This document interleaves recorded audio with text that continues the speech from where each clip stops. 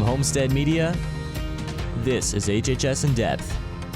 As we hit the final stretch of what is left of first semester here at Homestead, we'll bring you a first semester recap with Principal Dr. Ginder to get his thoughts on the memorable first half of our school year. Plus, with the switch to virtual learning extended through winter break, we take a look at it from our teacher's perspective and find out how much more of a challenge it is for them to transition to 100% online teaching. Those stories and more straight ahead. Thank you for joining us today. I'm Nisha Lalaria. And I'm Carly Flanagan. As we've made it to the final Friday of the first semester, it's time to reflect back on the school year so far.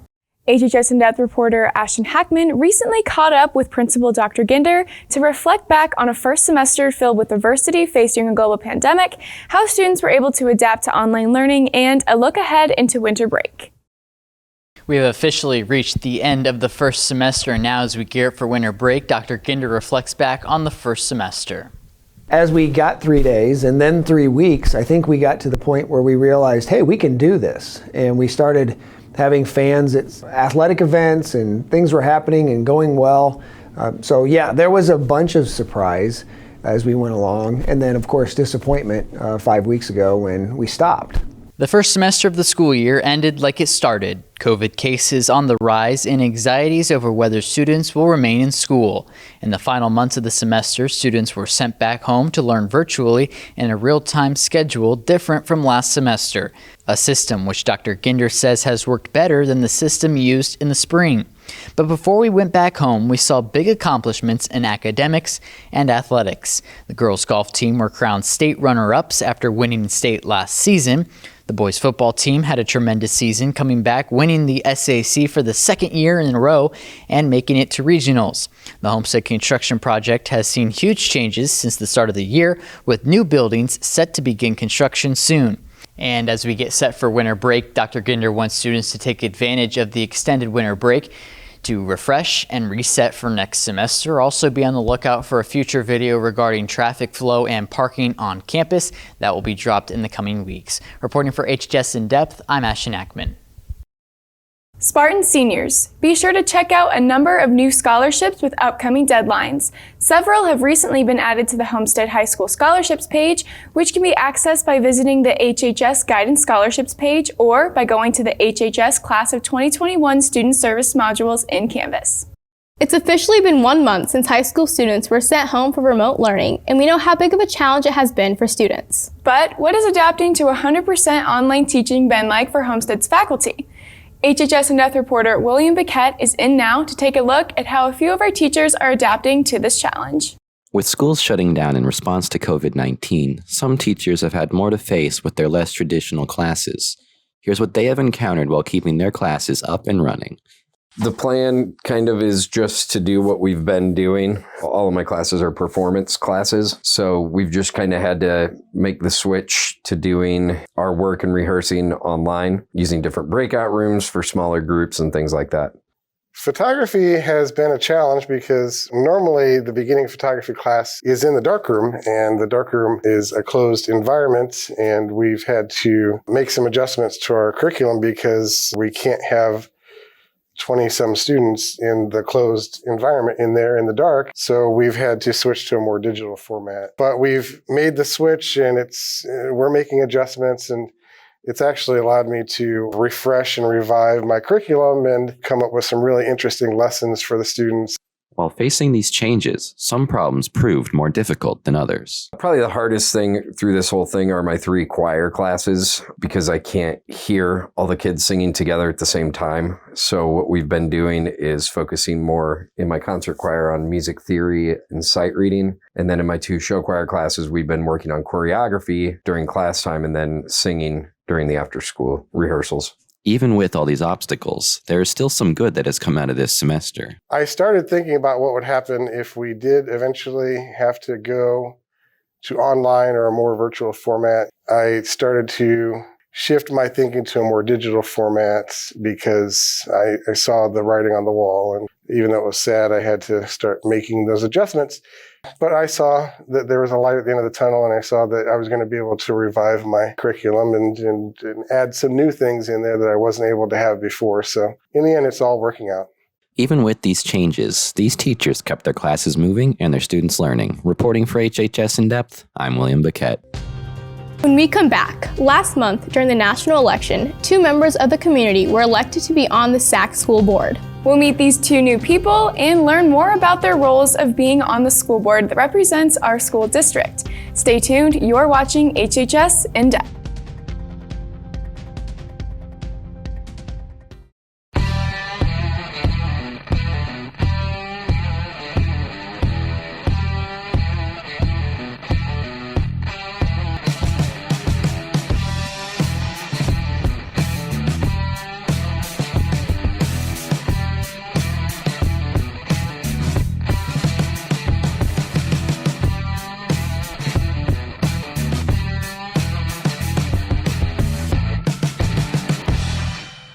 You're watching HHS In Depth with Carly Flanagan and Nisha Lauria.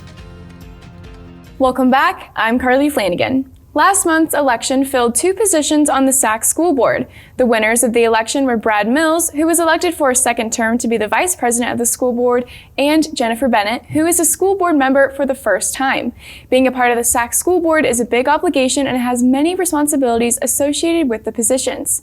To learn more about these duties, I bring you a story introducing this year's new school board members.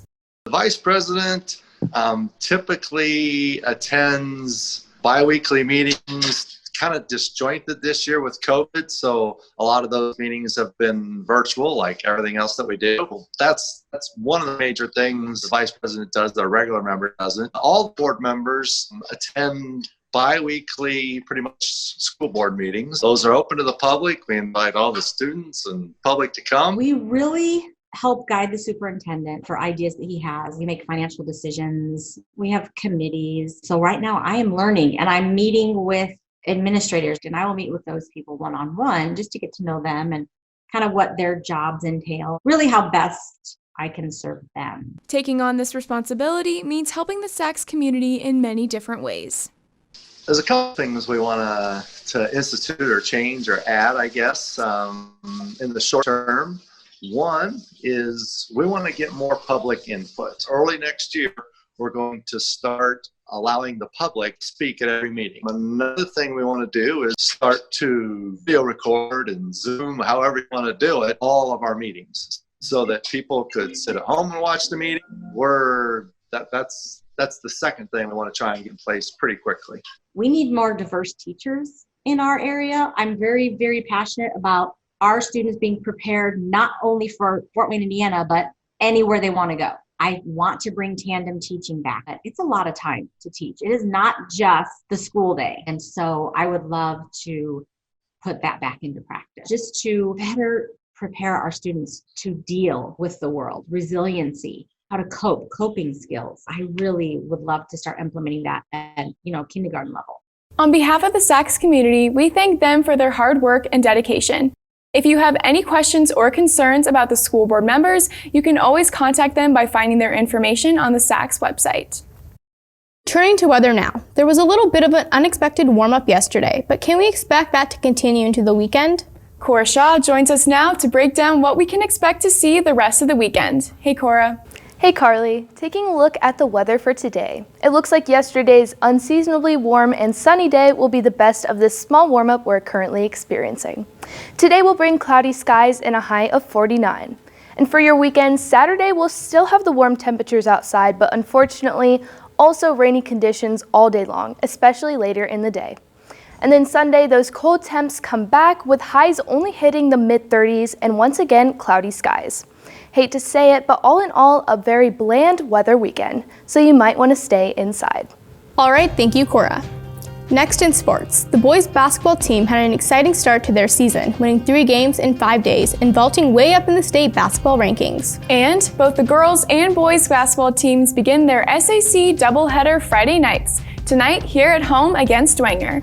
There's more HHS In Depth to come after this break.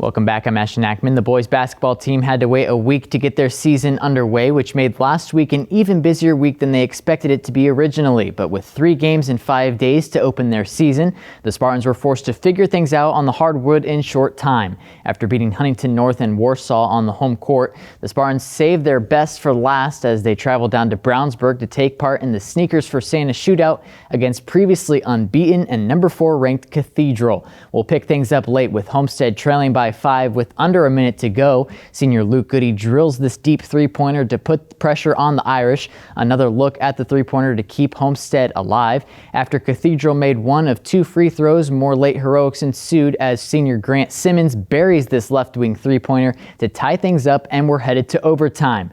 Neither team scored in the first overtime, but in the second overtime period, Goody took over down the stretch, making all of his free throws and putting the Spartans up for good, 71-65. The senior ended the night with 34 points, while junior Fletcher Lawyer scored 20.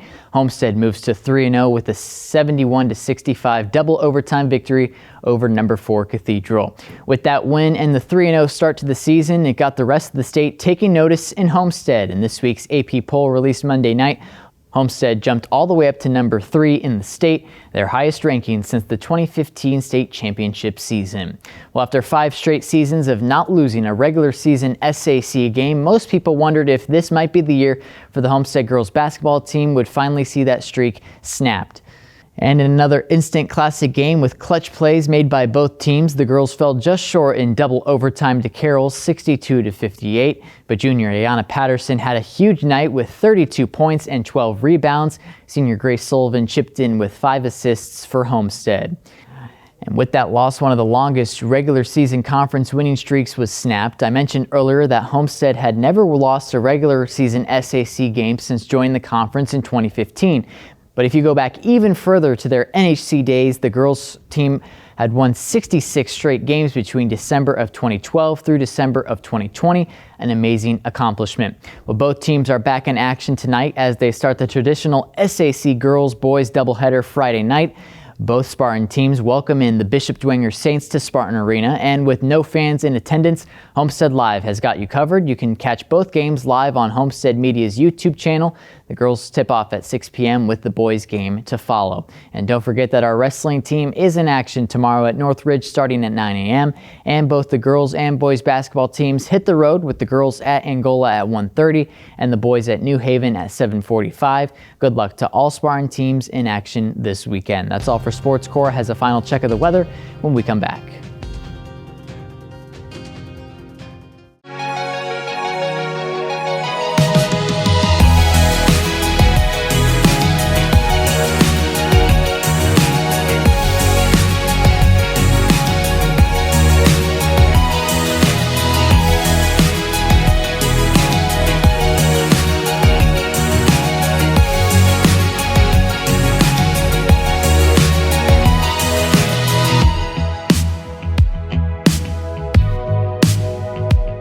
For all of next week, there's going to be one constant: very cold temperatures. In fact, the warmest day we'll see is Tuesdays, with highs only reaching 37.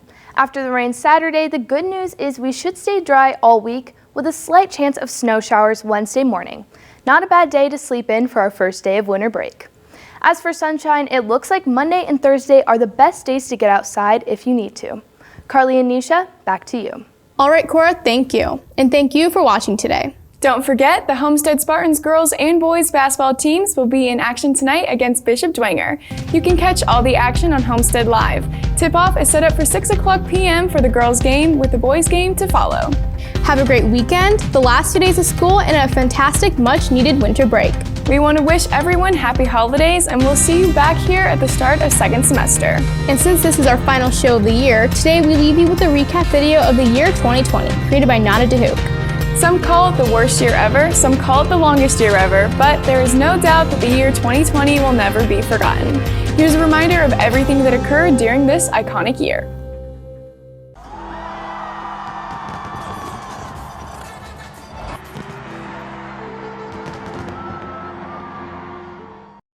Basket Basketball legend Kobe Bryant is dead at the age of 41. Kobe and Gianna were among 9 people who died in a California helicopter crash. Thousands of fans wore yellow and purple in his memory.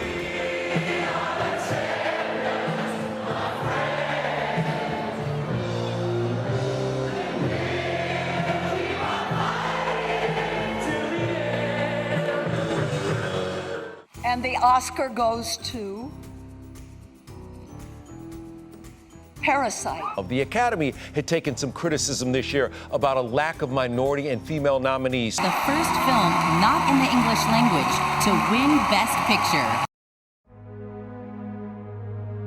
Fatigue, cough, fever, which could be low grade or high. We're reducing the occupancy by 50%. Gatherings will be limited to 25 people. I'm ordering a 3-week suspension at all public and private elementary and secondary schools. About 9 days ago, the world watched Floyd utter his very last words, "I can't breathe," as he pled for his life. The reason you're seeing protests in all 50 states is because people are finally standing up and demanding equal protection under the law. That is when things started to get dangerous. Tension was high and people were heated up. So they started throwing tear gas, and a lot of it, we heard a lot of flashbangs, and some rubber bullets we saw were used, and SWAT came in. And I can't breathe! I can't breathe! I can't breathe! We owe it to our nation's children to take personal responsibility, to do everything we can to lower the levels of COVID-19 so they can go back to school safely. From tropical storms to those wildfires which are raging in the West, forcing tens of thousands to flee their homes. Overnight, multiple wildfires exploding in Southern California as 150,000 residents are warned to evacuate. In these dry conditions, any wind could continue to spread these wildfires. Red flag warnings leading authorities to shut down power for thousands of customers, potentially impacting more than 1 million Californians. Joe Biden has chosen California Senator, former prosecutor, and former primary opponent Kamala Harris as his running mate. Is she a progressive? Is she a pragmatist? And, she was someone in between. She's African American, she's female. All of that will help win over constituencies that Biden needs to win over. Joe Biden has a lead among the millions of people who have already cast a ballot. But the president has a lead among the people who say they are going to show up on Election Day. Americans everywhere are going out and waiting in long lines to do something incredibly important. Of course, it's Election Day. Joe Biden has won the American presidential election. Is the president right now in this tweet conceding this election? No, far from it.